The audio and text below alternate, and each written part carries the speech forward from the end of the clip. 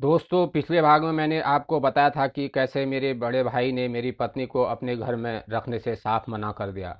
एक एक करके सारे प्लॉट बेच दिए गए और कैसे मैं फिर भी अपनी मेहनत की कमाई उस पर भरोसा करके देता रहा। आज मैं उसी कहानी का अगला भाग आपके सामने रख रहा हूँ। जब तक मैं अपने भाई के साथ रहा, मेरी पत्नी ने कभी मेरे सामने अपनी तकलीफ़ों का जिक्र नहीं किया। बाद में उसने मुझे बताया कि घर में बर्तन या पोछा लगाने के बाद भी वह काम वे दोबारा करते थे।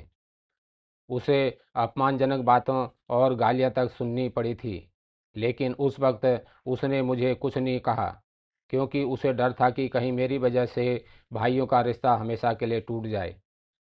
जब उसने आखिरकार यह सब मुझे बताया, तब भी मेरे मन में अपने भाई के लिए कोई नफरत नहीं आई।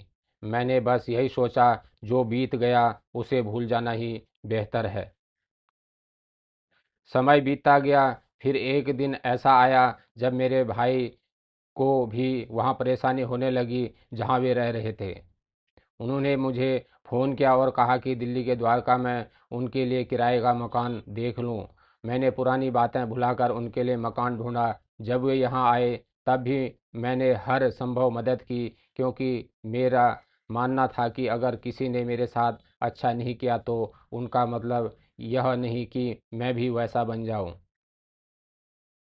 लेकिन दोस्तों, शायद मेरी किस्मत में बार बार परीक्षा लिखी थी।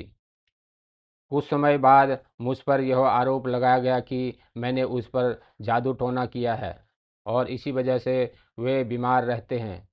दोस्तों, यह सुनकर मेरा दिल टूट गया। जिस भाई के लिए मैंने अपनी मेहनत, अपना समय और अपना सब कुछ लगा दिया, उसी ने मेरे बारे में ऐसा सोचा। मैं आज भी यह सोचता हूँ, कोई भाई अपने भाई के लिए ऐसा कैसे सोच सकता है। दोस्तों, ज़िंदगी हमें यह सिखाती है कि रिश्ते हमेशा प्रेम, विश्वास और सम्मान से निभाने चाहिए।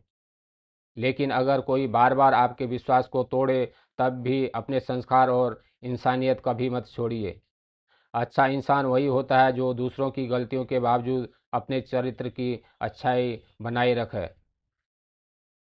आपसे सबसे एक छोटी सी अपील है कि अगर मेरी ज़िंदगी की यह सच्ची कहानी आपको ज़रा भी छू गई हो, तो इस वीडियो को लाइक ज़रूर करें, शेयर करें, ताकि यह कहानी ज़्यादा से ज़्यादा लोगों तक पहुँचे, और कमेंट करके अपनी राय अवश्य बताएं।